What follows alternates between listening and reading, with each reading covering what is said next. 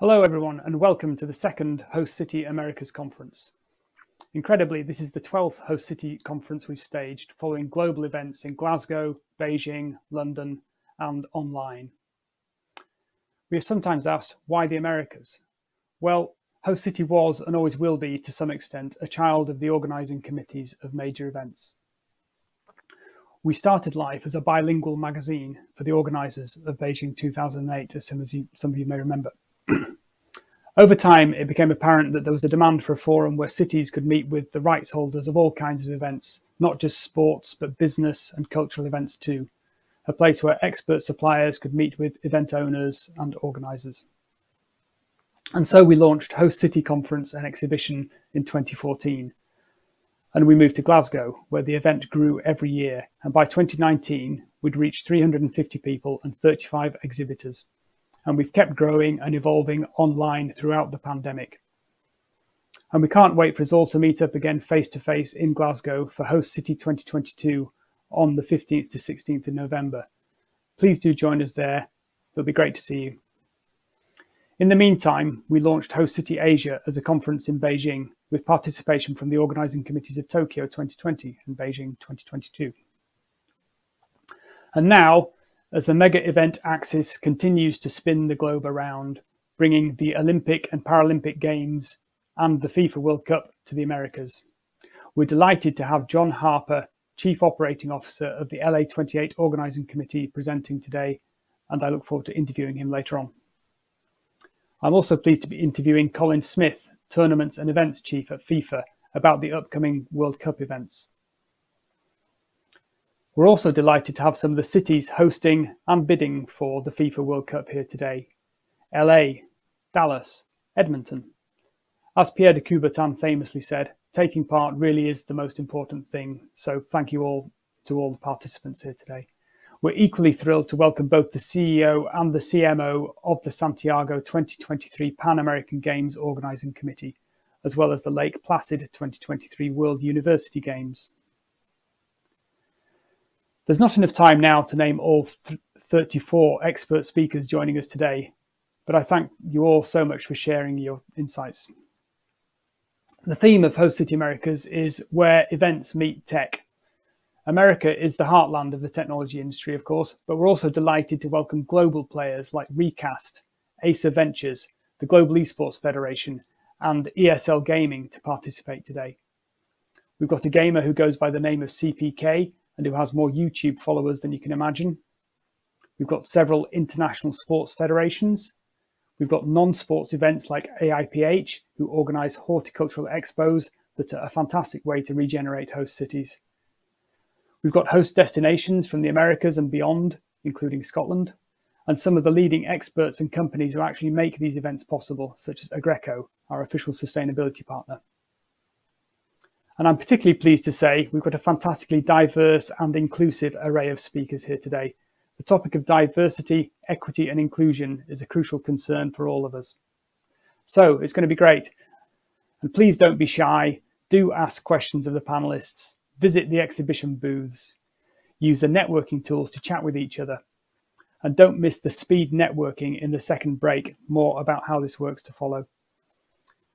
We'd particularly like to thank our official sustainability partner, Agreco, our silver sponsors, AIPH, Dallas Sports Commission, and Recast, our global esports partner, the Global Esports Federation, our strategic partner, Edmonton Events, our advisory board members, notably Paul Bush, Sarah Lewis, and David DeBear, who are speaking today. We'd also like to thank our media and supporting partners, Games Bids and Sport Business, Sport Tourism Canada, the Association of Global Event Suppliers, and the European Sponsorship Association, whose board director, Katie Traxton, I'm delighted to hand over to now to moderate the opening panel, Innovation, Technology and Sustainability in Major Events. So over to you, Katie, and have a great day, everyone. I'll see you later. Hi everybody, and thank you, Ben. Thank you so much to you and your team for organising what looks like it's going to be another fantastic Host City Americas equally as exciting as the host city, Glasgow, which will be coming up later in the year.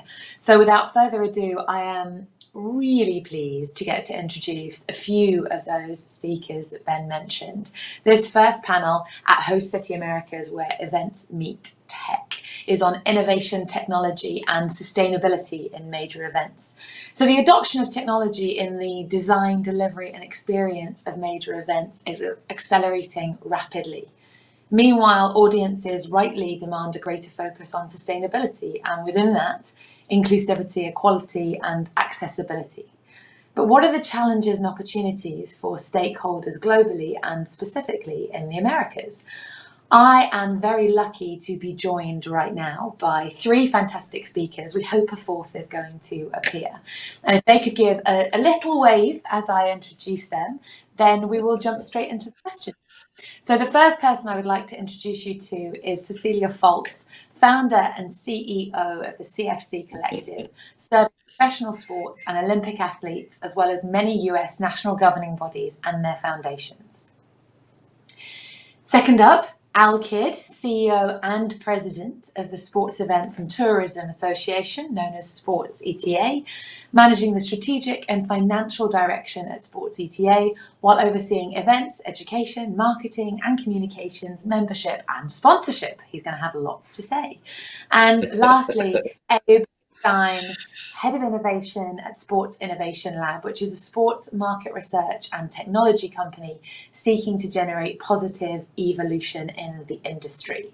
As Ben said, my name is Katie Traxton. I'm a board director at the European Sponsorship Association and founder of a sports and entertainment talent agency called Good Vibes Only Talent. More on that later. But for now, let's jump straight in. So the first thing I would like to talk about, and just to put you on the spot, I'm going to come to you first, Abe, is about how host cities are selected in 2022. Because I think historically, it's very much been, let's pass it around the globe, let's give all communities the opportunity to go to events live, to have that amazing, visceral, in-person experience. Now, connectivity is so different, access is so different. Technology enables people everywhere to get involved in events. How is that selection process for the right venue or the right city for an event changing? It's such a terrific question, Katie. I'm excited to be here, excited to answer that question. I think like there's a historic tension in the live sport experience throughout the history of modern sport, right? Between the experience in person and the mediated experience, the televisual experience. And there's this kind of historic revenue tension even too, right? Where they're like, oh, if they're going to watch it on TV, they're not going to buy tickets, or, oh, they're going to buy tickets, then they're not going to watch it on TV and they're not going to experience the advertising that's on the television. What we're seeing now, and what we talk about quite a bit at the Sports Innovation Lab, is this idea of convergence, where the live experience is becoming increasingly more mediated, right? Bigger screens than you've ever seen. In fact, there's the anecdote about they wanted the Jumbotron big enough so that it reflected the high definition televisions that people were watching in their home in Dallas, as a matter of fact, at AT&T, right? And so the experience in a venue is becoming increasingly mediated, and it's not just big screens, it's smartphones as well too, right? And the role that plays in the experience. And then the at-home experience is becoming increasingly closer to the live experience. You're having the notion of telepresence, whether through mixed realities or through just interactive experiences with video and interactive OTT that's emerging. And all of that is powered by connectivity infrastructure, right? And so, we had been even speaking earlier before the panel began just about how this notion of the venue used to be seen as a platform for the live experience in person. Well, now it's like a studio, right? It's like a media studio. And to facilitate that, the connectivity there needs to be robust. It needs to be stable. And it's really table stakes at this point for your venue and beyond the venue, that whole mixed use district around the venue, especially for mega events, for that whole area to facilitate the kind of connectivity that's required not only for fan experience, but for mediation of the experience for people who are experiencing it remotely as well too. And Al, how can we combine that with this increasingly urgent and important need for sustainability? Because I think sustainability, we all kind of recognize as economic, social, environmental, but now there's actually a real spotlight being shone on the technological sustainability side. So how can the two work hand in hand? Yeah, Abe laid down a really solid platform on some of the kind of titanic shifts that are taking place right now. One of the areas that we're looking at very closely is within the sustainability and the way that American cities right now are winning, particularly major events. The core revenue stream for American events has historically been through the hotel consumption of room nights, and the European model was significantly different, and that has been transported across the sea, and it was really borne out in a big way with the FIFA bids this time. And if you had a chance to look at some of the bid packages, they were pretty significant, but they covered sustainability and legacy and economic impact and some long range activities that the American consumption has not been focused on. But it's extremely important now because that's what is taking place with communities in terms of generating interest beyond just that platform that Abe talked about being the delivery mechanism, which was the facility. You've got so much interactivity between fans and engagement, and now you have the embedding of the betting platforms that are going in that actually can take place during events and activities. The whole consumption of sports is shifting from just that venue, and with the consumption comes all the activities around it, which includes what legacy you're leaving from it within the host city that you're negotiating and working with, and also what kind of sustainability programs are looking to work with. And it's being driven largely in part by big data, by the technology sector, innovation and change. And I submit to you that the innovation right now that we're really working towards is the utilization of big data. And that's going to be continuing to drive some of the decisions as we go forward to do a better job. Everything that we're working with, from climate change and economic impact around the world, is now fully integrated. And so we have to be a smarter consumer of the product. And the host cities that are actually putting out bids for major events are going to have to be better at that in order to win the day and win the event. And it's funny actually that we're talking about connectivity, because we touched before the panel on the fact that we're all on different time zones at the moment and yet have been able to come together to kind of share this talk now. And I would be fascinated to know how many time zones the audience are on as well. It's kind of a miracle of the modern world. But Cecilia, one of the things, because you work with athletes, that I'm really interested in is athletes now, I believe, are becoming greater advocates and voices for their rights and what they want to see in events. And obviously part of sustainability is also, as I touched on, inclusivity. And it may have been in the past where there was a slightly more purely commercial focus on selecting host cities. Some of the social categorizations weren't given as high weighting. Are you seeing a shift in terms of how the sports and the participants in those sports are kind of lobbying for where is an appropriate place to host a major international event? Yes, absolutely. I mean, you will hear athletes be more vocal about it, as a matter of fact, as well as selections take place. Certainly, these past Olympics in Beijing, there was a lot of athlete interaction and discussion about some of the social issues that surround that. So my guess is, as is everything, we have to be able to look at what are the social implications, what are different individuals stand for, organizations stand for. But at the same time, we are hearing, we just surveyed a lot of our clients of the Olympic sports, and they are membership. So it's everything from their athletes to their alumni and other members, and talking about social issues. There is a desire to keep a separation also, to say, we're athletes and we're humans, but let's do that. But then on the other side of it, let's make sure that we're socially engaged and respecting the things that we care about. And that's the thing we coach our clients on all the time is, in this world of social, it's very easy for everybody to feel a pressure to all jump on board one thing at a time. And, let's all do this today. We encourage our athletes and our clients to buy those things that are authentic to them, that they really care about, they're at their heart. There's a lot of social issues. Pick the ones that really move the needle for you and then activate on those. I would say the same is true of cities and communities that are going to to host events is really find the things that resonate most in your community, in your space, and really activate more heavily on those than trying to be everything to all people. You know, Katie, one of the things too that Seal's talking about that really has begun to make a difference, and I'm curious, Seal, your opinion, but you represent a lot of Olympic athletes and work with a lot of NGBs. You know, the mandate that the U.S. Olympic Committee has put together, where I serve on the board of USA Fencing. I don't know anything about fencing, but I serve on the board as a business person. But what they've mandated is 1/3 of the composition of the boards are athletes. And so the voice that they now have and the share of decision making is significantly higher. So I'm curious if you feel that's feeding into more of an expanded role and visibility and voice from your perspective. Yeah, very much so. I mean, it is interesting for those who aren't familiar with the American NGB space. There's requirements of what's percentage of boards, but also within our Olympic sports. So like USA Fencing, many of them have created a foundation.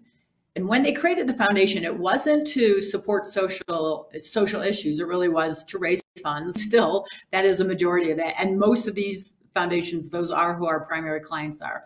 But we look at those foundations and say, this gives an opportunity for a sport to focus on the sport, focus on the athletes, move those things forward, but to use their foundation to really activate in some of these other DEI type issues that they can really create activations around that. And so what we found out of that is that while athletes have been very vocal within their NGB board, rightfully so, we now add them also to foundation boards because there's so much value in hearing from the athlete's perspective of saying, you know, while I understand that my sport has got to focus on my competition skills and regulations, all of those things, in the foundation, there's more space for me as an athlete or for supporters of the sport to expand on some of these other issues that really help make all of this so much more fulfilling than just the sport. So in some ways, a foundation operates side by side and in tandem with the NGB, but allows the athlete and the supporters of those sports to move other initiatives along at a different pace than if it's just focused on the sport. Does that make sense? Yeah, absolutely. And honestly, the evolution. Sorry, carry on. No, I was just going to say, I think that shift that Seal is mentioning and that Al brought up, it makes sense in the context of the ways in which technology is accelerating the fan expectations on athletes and the fan expectations on organizations, right? And that's being driven by technology because of an unparalleled level of access and direct access that you have through social media platforms, because of the rate with which information is being disseminated and passed around and shared. I mean, it's all moving so much faster than ever before, right? And so this is, from our perspective, fundamentally a technological story too, in as much as it's also a cultural shift, in as much as it's also an indication of just the trajectory of the times. It's being driven by technology as well. And if I can jump in just very quickly, I have a house guest, sorry, but I have a house guest who's a big television guy, and he was telling me last night the newest technology, C360, and it's a chip that will go, I believe, in the clothing, but possibly in the person these days. But that chip will allow for 4K that the viewer can follow, they can select an athlete on a team. That chip, you will follow that athlete all the way through, not just while they're on the field. It will give you visibility of that athlete in the dugout or on the sidelines. And so back to saying, just in the comments of how we connect to athletes, that connection to athletes is growing so much stronger. And so as athletes build their own brand, which is also so important, not only for them, but for the sport, I think, the television audience or the broadcast audience is going to be able to be so much more connected to their athletes than they've ever been before. I love Katie, this. Yeah.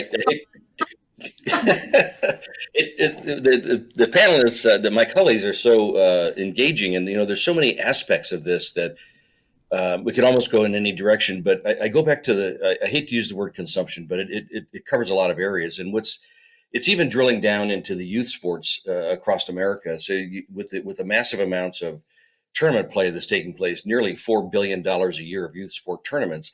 They've begun to integrate live streaming, and most of these facilities now have an integrated live streaming. It's a revenue stream for them, but it's also a communications tool. And when Abe talks about the expansion of communications, good or bad, I'm not going to judge it. It's used in all kinds of different ways. You have this huge shift that technology has been able to impart. So, when Seal talks about the integration of fabric or chips into clothing, you've got the bats and the balls and the batting speed. So you've got training improvements that go for significantly used at the high levels of superior athletes to shave that hundredths or a few hundredths of a second off for a medal, all the way down to the little league kid that, they're just trying to track how their movements are going and what their hydrations are. And so this integration of technology is fueling this big data, which then gives you information. And it's this consumption, utilization of information that's going to be the biggest challenge. And those that can solve those challenges and improve the fan experience, which we're seeing more and more of this integration primarily through technology, you've got a huge shift of change.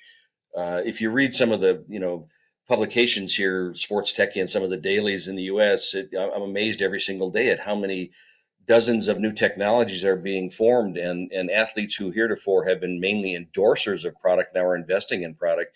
So this shift is kind of transformational at all levels around innovation, big data, and technology. Yeah, and honestly, as fans, I think, have more access to the athletes, whether it's via social media, whether it's due to the tech that you've just been discussing, whether it's due to a focus on building those brands, the relationships are really interesting that build up. And I think they probably also can be seen to drive what fans are looking for in terms of that fan experience. And one of the things I'd like to ask Abe about is, your business talks about evolving the fan experience and bringing technology in, but how is it easier or harder for venues if they're a totally new venue being built from the ground up versus a legacy venue that has this amazing kind of heritage, but actually you're almost having to turn a massive tank around rather than create something new? Yeah, it's such a fabulous question, and you're absolutely right. There's a tremendous advantage to the new venue that's being constructed in terms of thinking through the ways in which your infrastructure is being developed to facilitate what we've been talking about in terms of the connectivity, in terms of the mediated experience for fans. A great example of that is this notion of digital twinning, right? The construction of a 3D virtual venue that is used not just for a media experience for fans, right? But used also for developing smarter artificial intelligence streams and machine learning that's going to facilitate the venue experience itself, for modeling crowd movements through spaces, or for even doing some of the legacy work that we've done in the past at venues around, where are we going to put a tent, for example, right, during this particular event? Where are we going to put this? Could we diagram this in a virtual and a 3D way so that we could see sight lines, for example? So there's tremendous advantage when you're building a venue. But I got to say, we're seeing a tremendous amount of creativity as well in terms of the ways in which, existing venues, sometimes older venues, 100 years plus, are thinking through leveraging, and especially IoT, Internet of Things devices, to facilitate, the modernization of their venues. So whether it's a camera that's able to use computer vision to determine wait times at a concession stand, to guide a fan to go to a different line so that it's a shorter line. All of this is about, and it's something we wrote a report on about with Intel Corporation, about the idea of artificial intelligence and machine learning as a new form of infrastructure, like pipes, like wire. We need to start thinking about AI and machine learning as a way to modernize our venue as a form of infrastructure. So there's a lot of creativity. For sure, though, your point is valid. The new venues have a tremendous advantage by being new and by being built. I always go to the longest queue. It's a gift. Something else I'm interested in, maybe Al, you have a perspective on this for us, is if we're talking about innovation, so we're talking about doing new things, maybe even sometimes, to win a bid, people are talking about doing things for the first time. How do you lay out a plan to effectively measure that, to benchmark that, to understand or predict what the return on investment might be? Yeah, that's an interesting challenge. With the newness of everything, in my opinion, there's a significant uptick, particularly in America, which I tend to focus more on. I do get a chance to travel overseas and see the differences, and in a lot of respects, Europe is further ahead in some of the areas around that measurement process. We're getting deeper into it in the U.S. with a product that we're going to be producing called a balanced scorecard, which is going to look at more of not only return on investment, but return on mission. What are we doing for our communities, and what are we doing for the types of things we're speaking about here, sustainability, legacy, and so on. But as our host cities are getting more involved with the larger proposal, and not even large, because it's filtering down to kind of the mid-level production events that routinely take place out of the NCAA, our collegiate system, or our Olympic system, both for international, local, regional events. You're getting a far more significant level of marketing expertise and know-how and creativity. And sometimes that creativity is out in front of return on investment. So the better we get here analyzing what the full value of the sport is, the better we're going to be able to communicate to the constituents in our communities that have to help fund that or co-fund it through all kinds of varieties of contributions from the revenue side of the equation. But we are doing a better job in the U.S. We continue to want to improve to do that. Historically, the empirical definition of success for ROI is a win or a loss.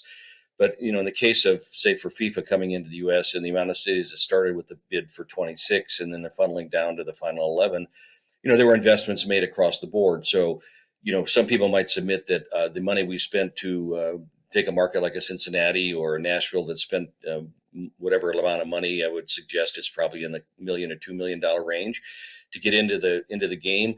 It's not wasted. So the return on investment is they got positioned at a high level across the mindset and mind share in the U.S. with major decision makers that they were among the few that got into the game. Now, not winning often is construed as a loss, but in my opinion, just some of the recognition you get by being a participant can create some value too. So getting empirical numbers is a bit of a challenge, but there's still room for improvement in how we measure the total impact of sport beyond just the economic impact. Yeah, I think, so I will admit, I'm the first one to have said to large teams I've been managing, measuring is everything. We have to report on everything we do. It's essential for insight. It's essential for fundraising.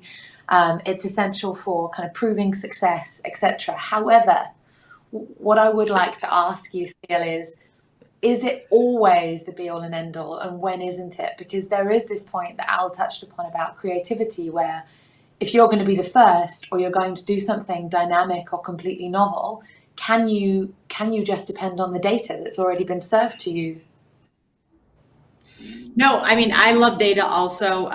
We have several team members that are data geeks. and we do live by that. And that is, especially in that fundraising space, invaluable. But I think we're at this interesting place in the world, even as we talk about technology and connectivity. I think, technology has allowed us to be more separate, but I think there's a desire to be more connected, as an example. But I think technology that we use for we rather than me, I think is going to be really where we move. Same point, data. At a certain point, we should go back to old school. There's a little bit of gut instinct that I think we lose track of. We're so focused on data that we've lost the ability to use gut instinct.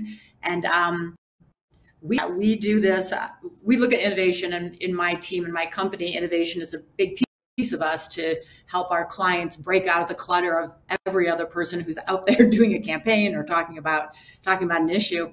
So we used to just kind of use data for that. But to be honest, we do a lot of gut check now, and with our clients also, what feels right. And as an example, 2 years ago when the George Floyd incident happened here in the United States, if you looked at data and if you looked at polls, people were really very against the police. It was a huge movement, as I think most people around the world probably know.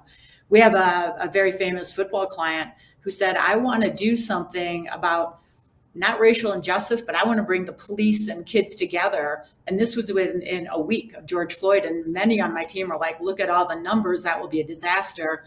But he really just had a gut that this is the right thing to do. We created it, we launched it. It was an enormous success because I think people felt that we need together. We don't need to be speaking in one tone.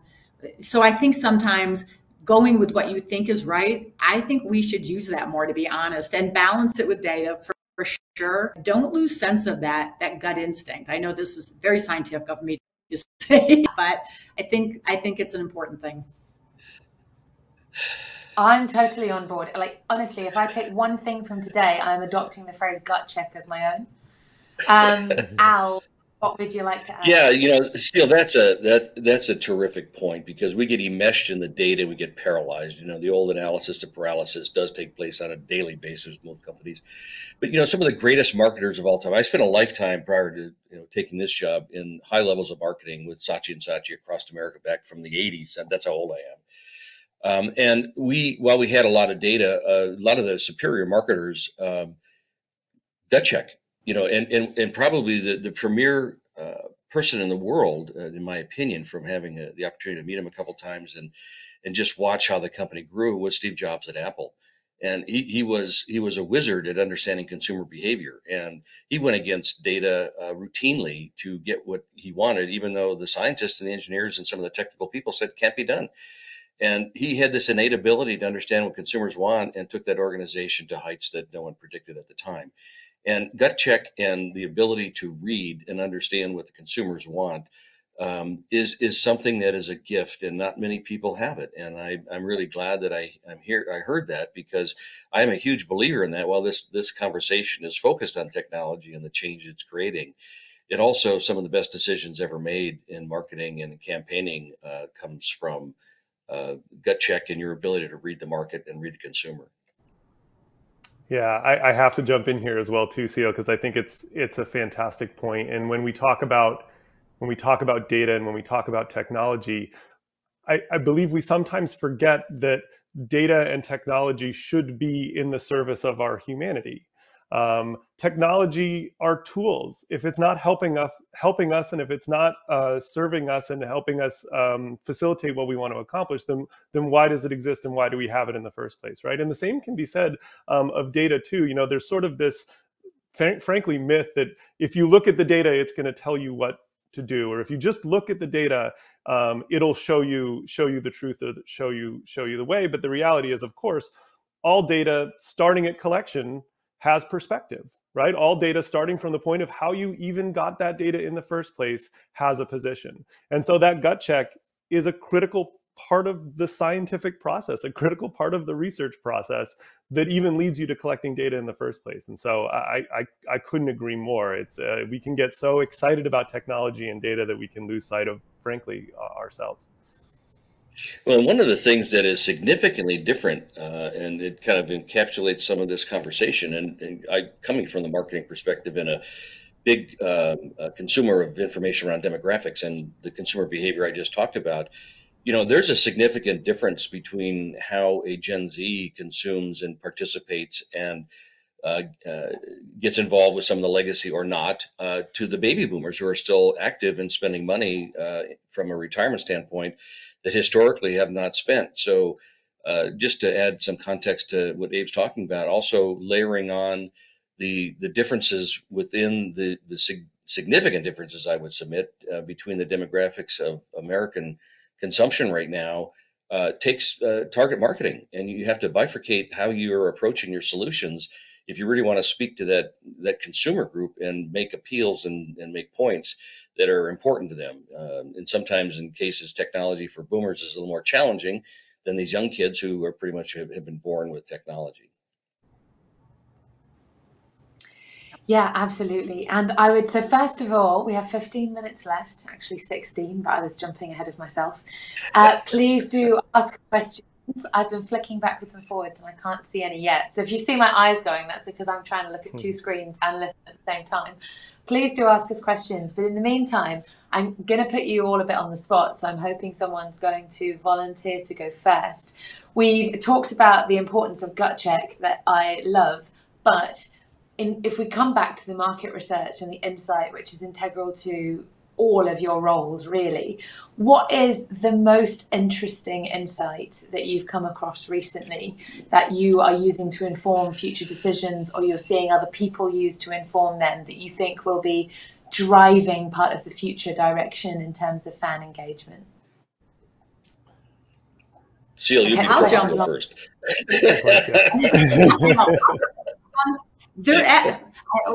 I'm almost nervous to say this, by the way, but so we survey our clients all the time, exactly for the data point. But and so we've just finished maybe 5 of a couple 100,000 that are in the NGB membership athlete space.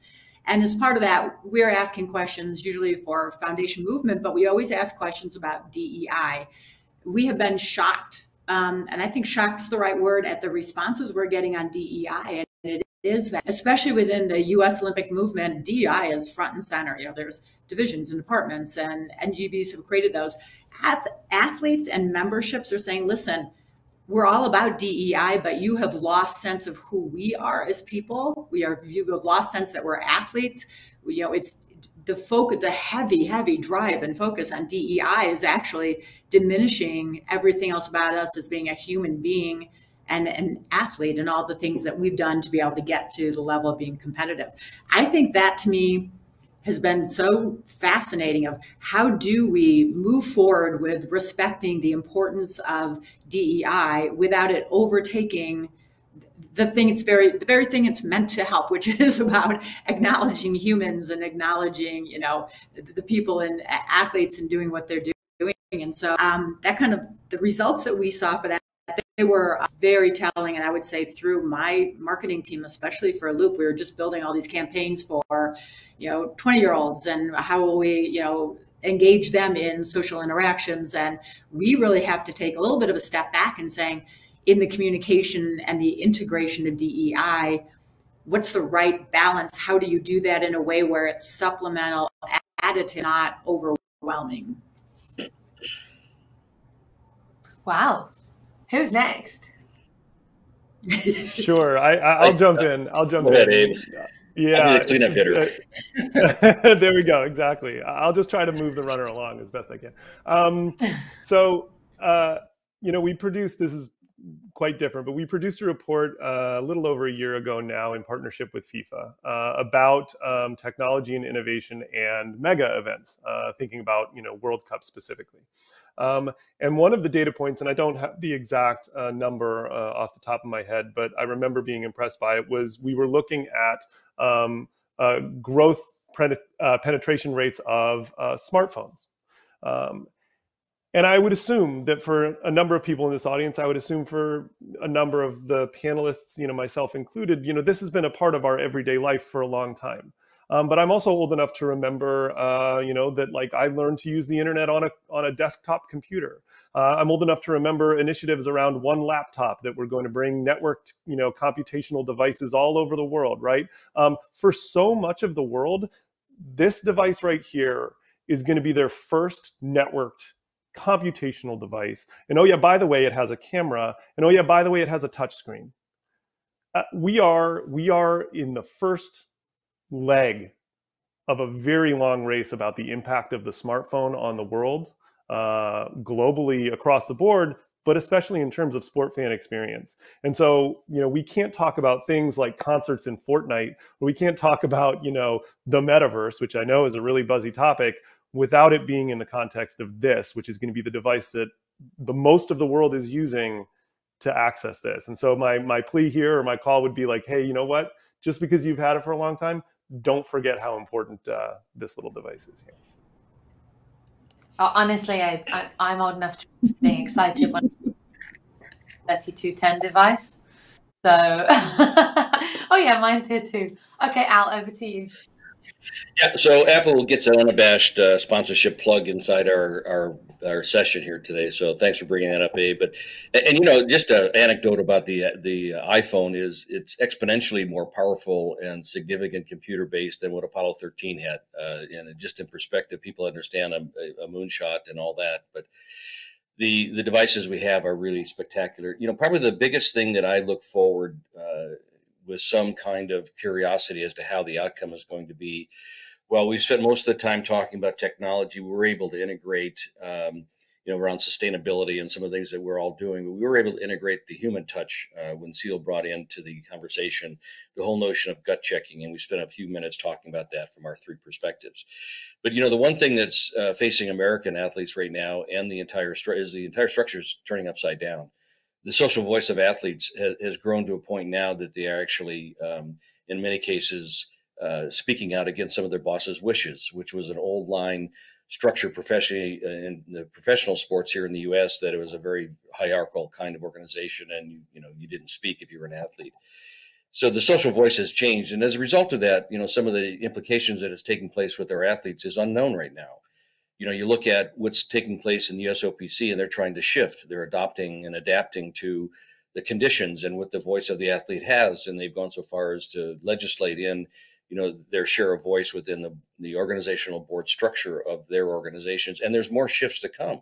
The world is a little slower. Other countries don't have the same kind of openness that we do in many cases. So it's not permeating the world, but in countries where it is open, you're seeing more and more shifts and challenges to old line thinking in the structural way. But one of the biggest shifts that's going to take place is most likely in the collegiate space here in the US, which is the feeder system for most of our athletic programs, in which most of your youth programs and tournaments, the kids are hoping that they can showcase their skill and develop their skill well enough that some of this technology can help them get into a college scholarship, for example, to make a better life as they go through. But the name, image, likeness and is an issue that is yet to be totally impacted. And early stages of it is there's some unintended consequences of what's occurring right now as a recruiting tool that is creating some issue across the board as far as our athletes go. And the other part is the legislation is currently being vetted out through our legal system is what is the actual composition of what a student athlete is. Are they an employee or are they not an employee?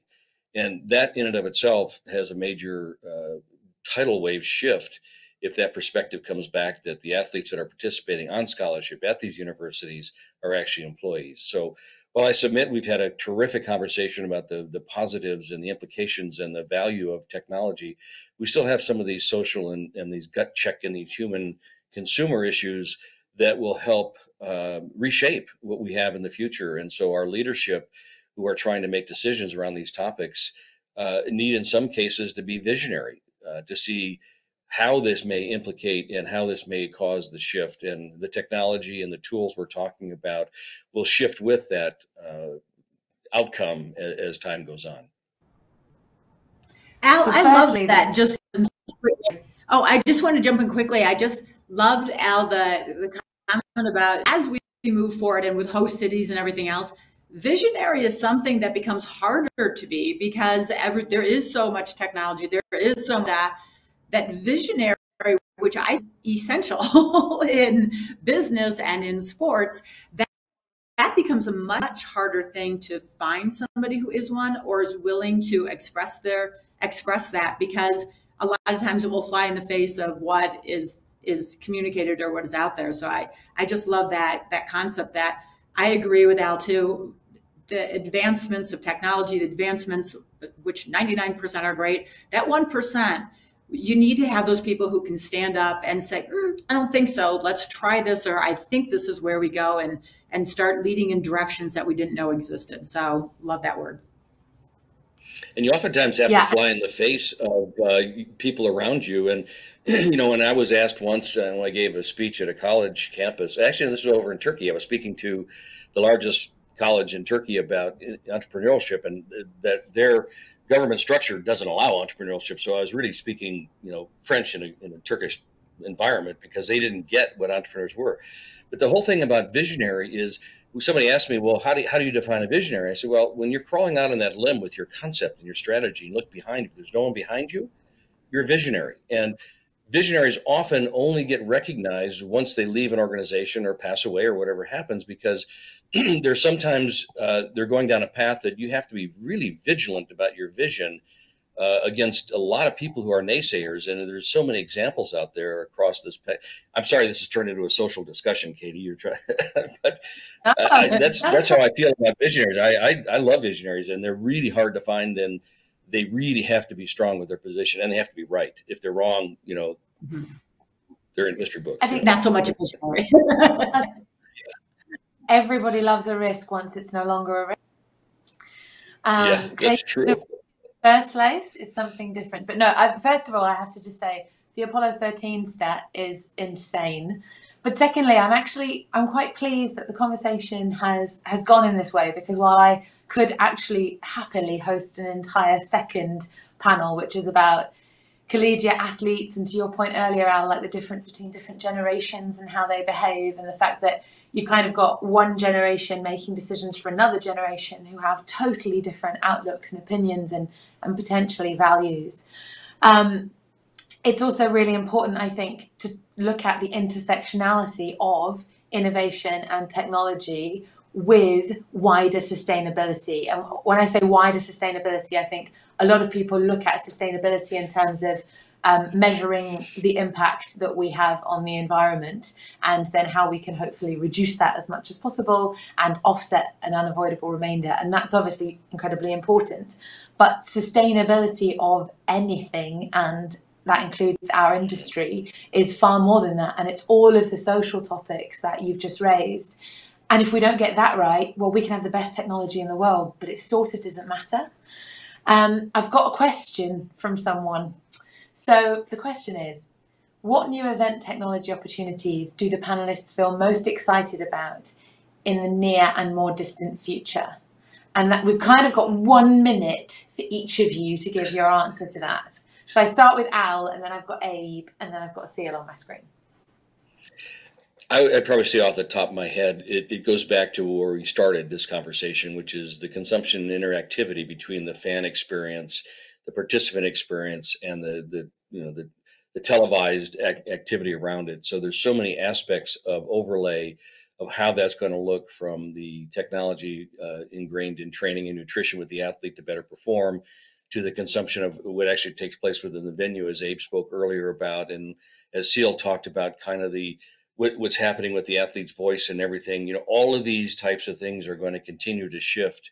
And in my opinion, going back to one of the last things I said, one of the most important aspects for future marketeers around the technology is to really look at how do you build utilitarian devices that are simple to use, that can span all of the consumers across the board with the significant differences each demographic has. Okay, Abe, it's your minute. Yeah, 1 minute, real quick. I would say both in venue and at home, to mirror that convergence story, the idea of interactive video. The era of lean back consumption with broadcast is going to be over really soon. And people are going to want to change the camera angle freely. People are going to want to pause and be like, I wonder if I could control this and throw a pass to somebody else and see how that goes. And so that convergence of the interactive experience, the procedurally generated video and interactive OTT and augmented reality in the venue, that's definitely what I'm keeping my closest eye on. Okay, Seal? Yeah, I think it's technology, but maybe not. But ESPN now is interviewing in the Major League Baseball. They interview the athletes during the game. They'll interview the first baseman, while they're playing. I don't know if I love that, but what I do love is that it has connected the viewer, whether it's even on site or television, so much into the game, so much into the head of the player. And I think it builds this even tighter relationship between fan and athlete, and gives a greater understanding of the athlete. I think I like it for 1,000 reasons, because I think it's technology that creates connection. So I think that's interesting. Okay. That, unfortunately, is all we have time for. I said this to the audience out there. I said this to Abe when we were the only two online. I was like, I'm only going to have one question to ask. But actually, after 45 minutes, I knew that I was going to have another 2 hours of the questions to ask. So I hope to see you all next time. I thank you so much for dialing in. For those of you who don't know, it's like 4 or 5 in the morning for Alan, for Seal. I'm really looking forward to the rest of Host City Americas. I hope you guys are going to hang around. I hope everyone watching is. Over to the next fireside chat, and see you later.